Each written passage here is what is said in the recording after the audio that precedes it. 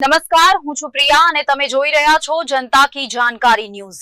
નજર કરીએ આજના સમાચાર ઉપર। સુરતના ઉધનામાં જરી બનાવવાની ફેક્ટરીમાં ચોંકાવનારી ઘટના સામે આવી છે, જ્યાં એક 42 વર્ષીય મહિલાનો સાડીનો છેડો લિફ્ટમાં ફસાઈ જતા દુર્ઘટના સર્જાઈ હતી, જેમાં તેમનું કરુણ મોત નીપજ્યું હતું। સમગ્ર મામલે ઉધના પોલીસ સ્ટેશનનો સ્ટાફ ઘટના સ્થળે પહોંચ્યો હતો અને મૃતદેહને બહાર કાઢી પોસ્ટમોર્ટમ માટે હોસ્પિટલ મોકલી આપ્યો હતો। મળતી માહિતી મુજબ સુરતના ઉધના વિસ્તારમાં ઇન્ડસ્ટ્રીયલ સોસાયટીમાં મૂળ બિહારના નાલંદા જિલ્લાના વતની પિંકી કુમારી વિરેન્દ્ર પ્રસાદ જરીની ફેક્ટરીમાં કામ કરતા હતા। હાલ પિંકી કુમારી સુરતના નવાગામ ડિંડોલી વિસ્તારમાં રહેતા હતા।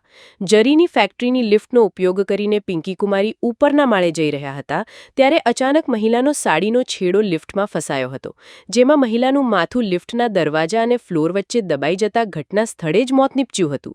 સમગ્ર ઘટનાને લઈને રહીશોમાં ગભરાટ ફેલાયો હતો, જ્યારે ફેક્ટરીમાં શ્રમિકોની સુરક્ષા અને લિફ્ટની જાળવણીને લઈને યોગ્ય પાલન કરવામાં આવ્યું હતું કે નહીં તેને લઈને પોલીસ વધુ તપાસ આદરી છે। રિપોર્ટર સુનિલ ગાંજાવાલા, સુરત। જી સર, આજે તારીખ 24/8/2025 સવારે 8:30 વાગ્યાના સુમારે ઉધના સોલાપુર કમ્પાઉન્ડ જે છે એમાં બજરંગ ડાઇંગની બાજુમાં પ્લોટ નંબર 21 શુભલક્ષ્મી જરીના કારખાનામાં એક બનાવ બનેલ હતો। એમાં જે એક મહિલા છે પિંકી વિરેન્દ્ર પ્રસાદ કે જેમની ઉંમર આશરે 45 વર્ષ છે, આ મહિલા જરીના કારખાનામાં છેલ્લા 6-1 માસથી ત્યાં આગળ કામ કરી રહ્યા હતા।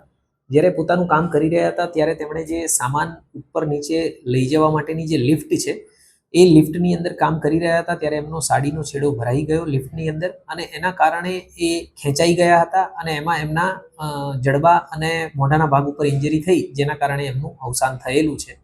હાલ આ બાબતે આગળની એડી દાખલ કરી અને આગળની તપાસ ચાલુ છે। મહિલા કેટલા વર્ષથી ત્યાં નોકરી કરતી હતી અને એના છોકરાઓ?